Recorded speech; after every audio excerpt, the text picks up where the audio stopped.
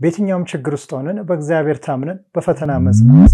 ቅዱሳን ስዕላት ለምን ቅዱስ ተባሉ? መጽሐፍ ቅዱሳዊስ ናቸው?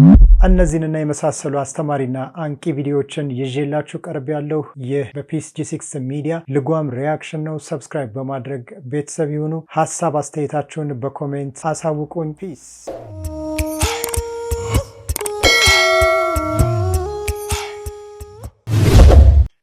ኦሪት ዘጸአት ምዕራፍ 25 ላይ እግዚአብሔር ለሙሴ እንዲህ ሲል አዘዘው፣ ከተቀጠቀጠ ወርቅ ከግራር እንጨት ታቦት ሰርተህ በታቦቱ ላይ ከተቀጠቀጠ ወርቅ ኪሩቤል የተባሉትን መላእክት ቅረጽ አለው። ሰሎሞን ቤተ መቅደስ ሰርቶ ሲጨርስ ከታቦቱ በስተግራና በስተቀኝ የሚቆሙ 4 ክንድ የሚያህሉ ረጃጅም የኪሩቤል ሐውልቶች ተሰርተዋል። ሁለቱንም ሐሳብ የምናገኛቸው መጽሐፍ ቅዱስ ላይ ነው። ከመጽሐፍ ቅዱስ ውስጥ መርጠ የምታምን ከሆነ የምታምነው በመጽሐፍ ቅዱስ ሳይሆን በራስህ ነው ይላል። ከግብፅ ምድር ያወጣሁ አምላክ እኔ እግዚአብሔር ነኝ፣ ከእኔ በቀር ሌላ አምላክ አታምልክ። ይህንን ለማድረግ ብለህ በሰማይ ካለው በምድርም ካለው በባህርም ካለው የማናቸውንም የተቀረጸውን ምስል ለአንተ አታድርግ፣ አትስገድላቸው፣ አታምልካቸውም ካለ በኋላ እኔ አምላክ እግዚአብሔር ቀናተኛ አምላክ ነኝና ነው የሚለው። ስለዚህ እግዚአብሔር እያወራ ያለው ሙሉ በሙሉ እሱን ለመተካት ስለሚሰራ ጣዖት ነው እንጂ ስለተቀደሱ ስዕላት አይደለም። ቅዱሳን ስዕላት መጽሐፍ ቅዱሳዊ እንደሆኑና እግዚአብሔርን ከልብ አምነው በእግዚአብሔር ፍራቻ ከፊታቸው ቆመው ከልብ ለሚማጸኑባቸው ተአምራትን ሊያደርጉላቸው እንደሚችሉ እንቁ የሆኑ የቤተ ክርስቲያን መምህራኖች ሲያስተምሩን ሰንብተዋል። ለ7 ወራት ኢን አቴንስ ግሪክ ነው ያለቀሰችው ስዕል ቪዲዮ ተለቀዋል። ከስዕሏ ላይ እንባ እየወጣ ያውም ደግሞ ለ7 ወራት። እዚህ ፊት ለፊት ምን ይታያል? መስቀል እኮ የመስቀል ምን የመስቀል ስዕል ማለት ነው፣ ምስል። ኦኬ ጥሩ። ስዕላት መጽሐፍ ቅዱሴ ናቸው ወይስ አይደሉም? አይደሉም። ዮሐንስ ወንጌል ምዕራፍ 19 ይኸው።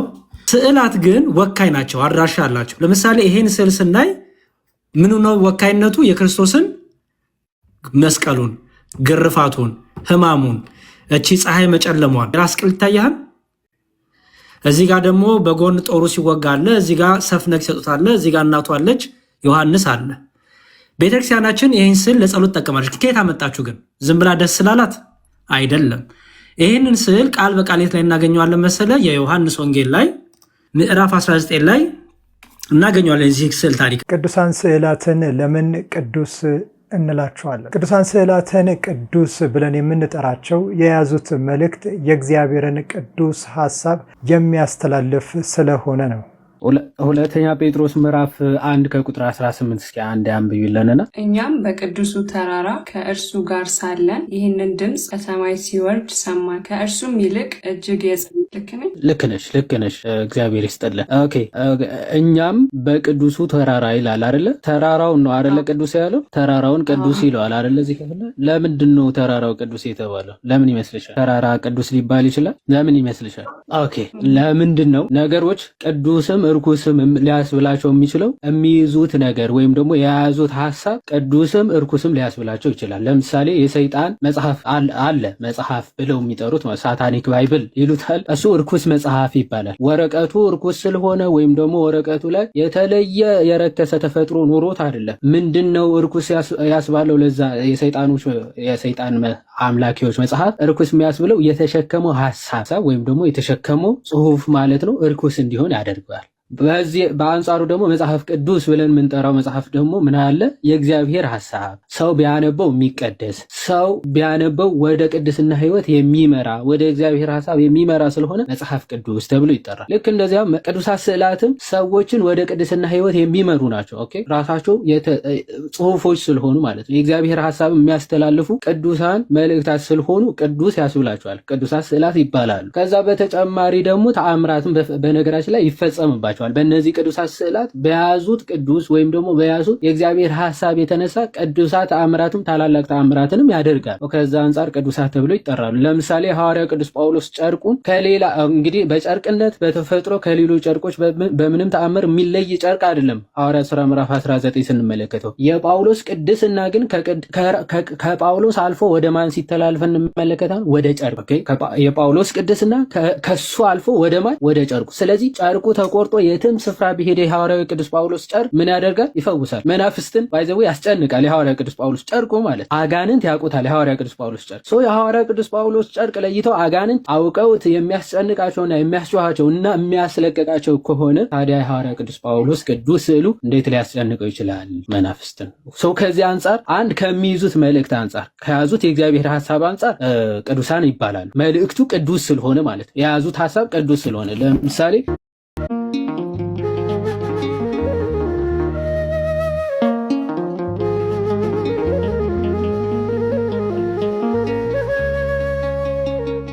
ድንግል የዚያን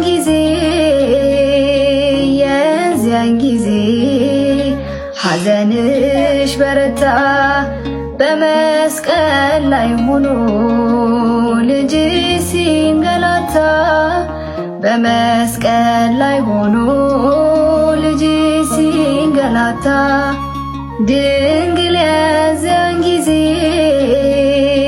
የዚያን ጊዜ ሐዘንሽ በረታ በመስቀል ላይ ሆኖ ልጅ ሲንገላታ በመስቀል ላይ ሆኖ ልጅ ሲንገላታ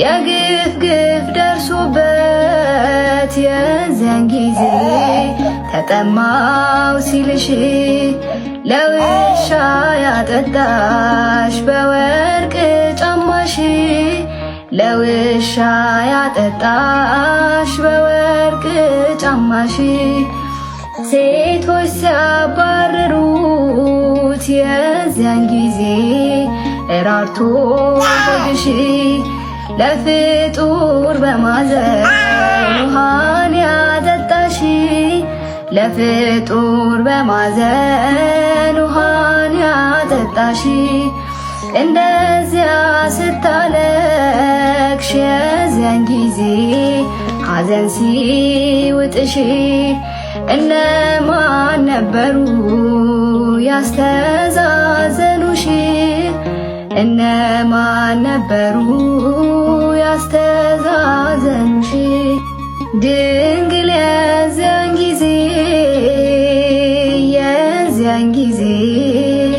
ሐዘንሽ በረታ በመስቀል ላይ ሆኖ ልጅ ሲንገላታ በመስቀል ላይ ሆኖ ልጅ ሲንገላታ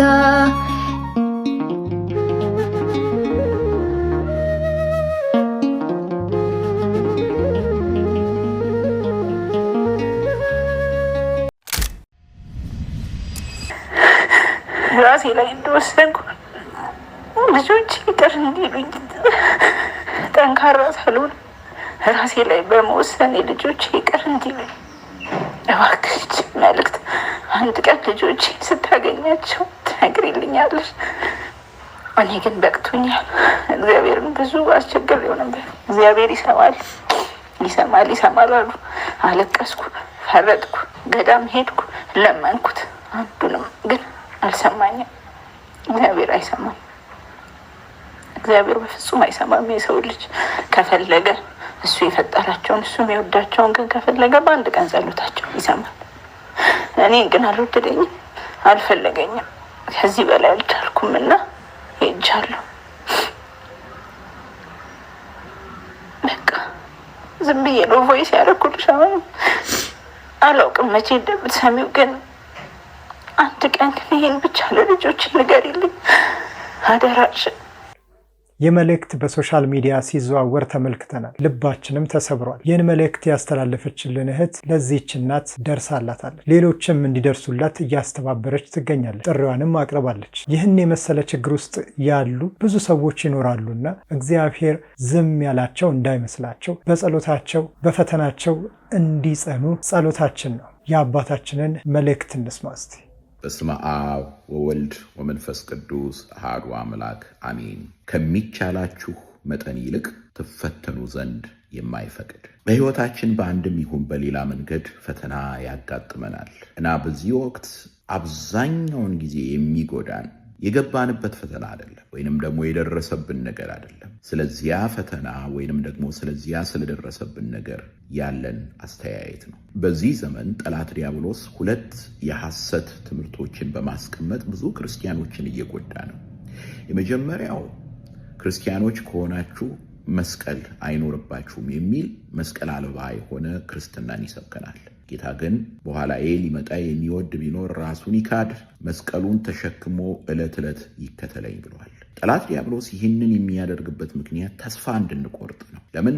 ምክንያቱም በዓለም ነውና ያለ ነው፣ ከዓለም ወጥተን አይደለንም ያለ ነው። ራስ ወልደ እግዚአብሔር ኢየሱስ ክርስቶስም እንዳለው በዓለም ናቸው፣ ስለዚህ የምለምንህ ከክፉ በዓለም ሳሉ ከክፉ እንድትጠብቃቸው ነው ይላል። እንደዚሁም ደግሞ በሌላ ስፍራ ላይ ደግሞ በዓለም ሳላችሁ መከራ አለባችሁ ይላል። ስለዚህ መከራ ዝም ብሎ ምናባዊ አይደለም። ለምሳሌ ቡድሂዝም እንደሚናገረው የሰዎች ሐሳብ የሚፈጥረው አይደለም። መከራ ሪያሊቲ ነው፣ እውነታ ነው፣ ከህይወታችን አንዱ ምዕራፍ ነው። እንዲሁም አንድ ሰው ያለው ይሄንን ነው። ወደ ማዕበሉ በመግባት ላይ ያሉ ሰዎች አሉ፣ በማዕበሉ ውስጥ ያሉ ሰዎች አሉ፣ ከማዕበሉ የወጡ ሰዎች አሉ። እኛ ከሶስቱ አንዱ ውስጥ ነን ያለ ነው። በሁለተኛ ደረጃ ጠላት ዲያብሎስ ብዙዎችን የሚያሳስተው በመከራ ውስጥ ስንሆን ደግሞ በቃ መከራችን ውስጥ እግዚአብሔር ምንም ስራ እንደሌለው፣ መከራችን ምንም ትርጉም እንደሌለው አድርጎ ያሳየናል። እነዚህን ሁለት ነገሮች አጥብቀን ልንቃወማቸው ይገባል። እንዲሁም የእግዚአብሔር ቃልና የቤተ ክርስቲያን ታሪክ እንደሚያሳየን ብዙዎች በመከራ ውስጥ አልፈው በመከራቸው ውስጥ የቅድስናን ሕይወት አግኝተውበታል። ስለዚህ ዛሬ በዚች አጭር መልእክት የማሳስባችሁ ስለ መከራችን ያለን እይታ የተስተካከለ እንዲሆን ነው። ስለምናልፍበት ማዕበል፣ ስለምናልፍበት ፈተና ያለን አስተያየት እጅግ በጣም የተስተካከለ እግዚአብሔራዊ የሆነ መሆን አለበት። ሐዋርያው ቅዱስ ጳውሎስ በአንደኛ ቆሮንቶስ ምዕራፍ 10 ላይ ቁጥር 13 ጀምሮ በጣም የሚገርም ቃል ይናገራል። ብዙ ጊዜ በትምህርቴ እጠቅሰዋለሁ። ለብዙዎች የመጽናናት ምክንያት የሆነ ነው። በዚህ ውስጥ ቅዱስ ጳውሎስ ስለ ፈተና 3 ዋና ዋና መሰረታዊ የሆኑ እውነቶችን ይነግረናል። የመጀመሪያው አንደኛው ነገር የሚለን ምንድን ነው? ለሰው ሁሉ ከሚሆነው በቀር ምንም ፈተና አልደረሰባችሁም ይለን። አንዳንድ ጊዜ የፈተና ክፋቱ ያ ፈተና በእኛ ላይ ሲደርስብን በቃ እኛ ብቻ እንደተፈተንን እግዚአብሔር እኛን እግር ከእግር እየተከታተለ እንደሚፈትነን አድርገን እናስባለን። ነገር ግን ዞር ዞር ብለን ካየን በተለይም ስለ ሌሎች መጸለይ የሚያስፈልገው እዚህ ላይ ነው። በአንድም ይሁን በሌላ መንገድ ሰው ሁሉ በፈተና ውስጥ ሲያልፍ እናያለን። ስለዚህ በሰው ያልደረሰ ፈተና እኛ ላይ አልደረሰም። አንደኛው ይሄ ነው። በሁለተኛ ደረጃ እጅግ በጣም ልቤን ደስ የሚያሰኝ ነገር ነው እዚህ ላይ ቅዱስ ጳውሎስ የሚናገረው። ምን ይላል? ነገር ግን ከሚቻላችሁ መጠን ይልቅ ትፈተኑ ዘንድ የማይፈቅድ እግዚአብሔር የታመነ ነው ይላል። ይሄ ሁለተኛው መሰረታዊ ነገር ነው። በነገራችን ላይ የመጀመሪያውን አንደኛውን የያዙልኝ። ያ ምንድን ነው?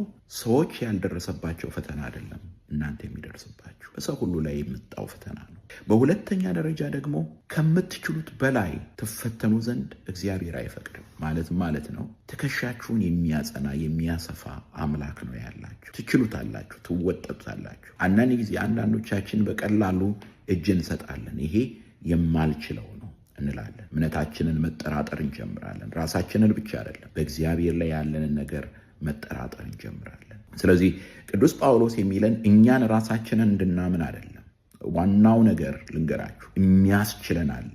ሁሉን በሚያስችለን ሁሉን እንችለዋለን። ስለዚህ ምንድን ነው ያለው? ትፈተኑ ዘንድ ይህ ጌታ በዚያ በመከራ ውስጥ የማትችሉትን ፈተና አይሰጣችሁም፣ ከምትችሉት በላይ የሆነ ፈተና ሊሰጣችሁ አይፈቅድም ብሎ ሲናገር እናያለን። ይህ ሁለተኛው መሰረታዊ ነገር ነው። ከሚቻላችሁ መጠን ይልቅ ትፈተኑ ዘንድ የማይፈቅድ እግዚአብሔር የታመነ ነው። የእርሱን ታማኝነት ነው መያዝ ያለብን እዚህ ላይ በመከራችን ውስጥ በፈተናችን ውስጥ። በሶስተኛ ደረጃ ደግሞ ትታገሱም ዘንድ እንድትችሉ ከፈተናው ጋር መውጫውን ደግሞ ያደርግላችኋል ይላል። ሩቅ ሊሆን ይችላል፣ ቅርብ ሊሆን ይችላል። ነገር ግን መውጫው አለ፣ ተዘጋጅቷል። ሌላው ቀርቶ የመጨረሻው የፈተና መደምደሚያ ምን ይሆናል ብላችሁ ታስባላችሁ? ሞት ነው አይደል?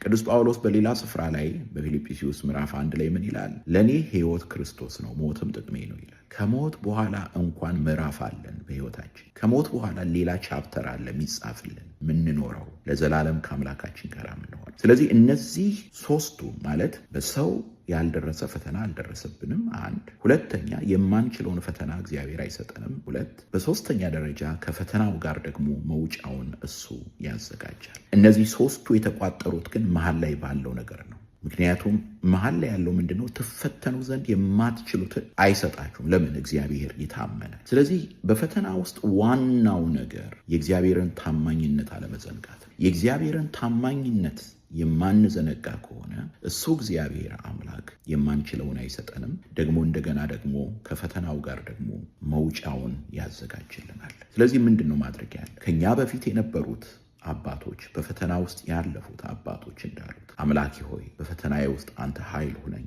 ረዳት ሁነኝ፣ እጄን ይዘህ አሳልፈኝ እንበሉ። ቅዱስ ጴጥሮስ ፈተና ውስጥ ሲገባ ምንድን ያደረገው? አለቀሰ፣ ንስሐ ገባ፣ አምላኩ አሻገረው፣ ርዕሰ ሐዋርያት አደረገው፣ የቤተ ክርስቲያን ጉልላት አደረገው፣ ሊቀ ሐዋርያት አደረገው። እኛንም ያሳምረናል፣ ያስውበናል፣ ያስጌጠናል። አሁን ያለንበትን ማዕበል፣ አሁን ያለንበትን ችግር ያሻግረናል። ነገር ግን የተጣመመውን ሐሰተኛ ወንጌል ግን እንዳትሰሙት። መስቀል አልባ ክርስትና የለም።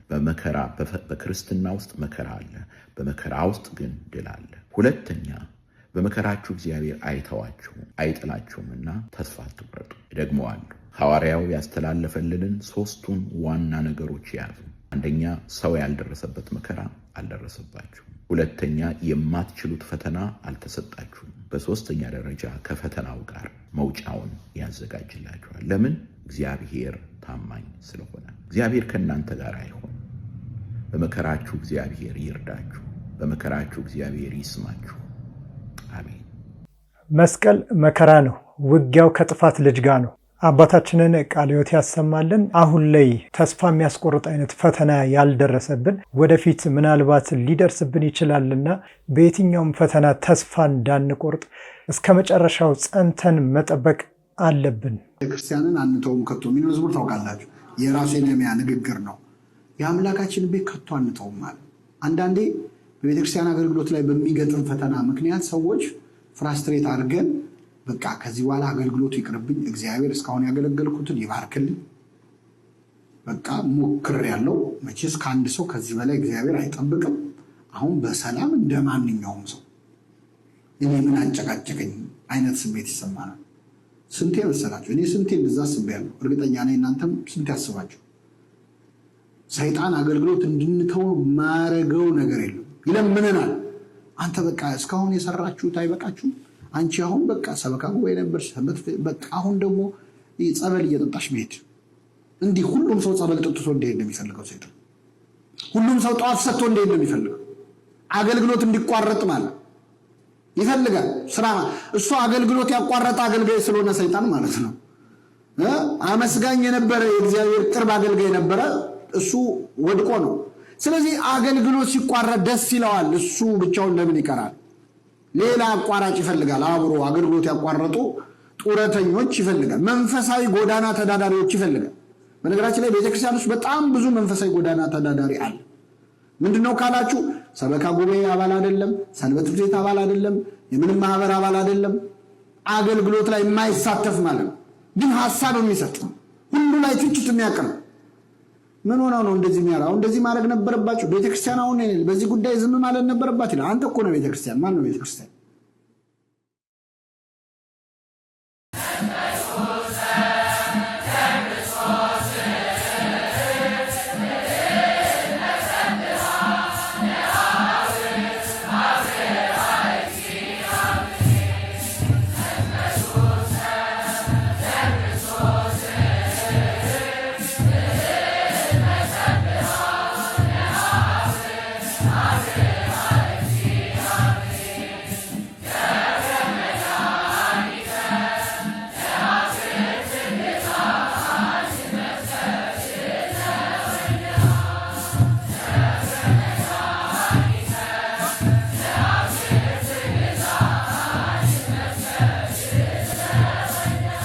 ለዛሬ ያዘጋጀውላችሁ ቪዲዮዎች ይህንን ይመስሉ ነበረ። እንደሚያስተምረን፣ እንደሚያጸናን፣ እንደሚያንጸን አልጠራጠርም። ሀሳባችሁን በኮሜንት ላይክ በማድረግ ሼር በማድረግ ግለጹልኝ። በሌላ ቪዲዮ እስከምንገናኝ ሰላም።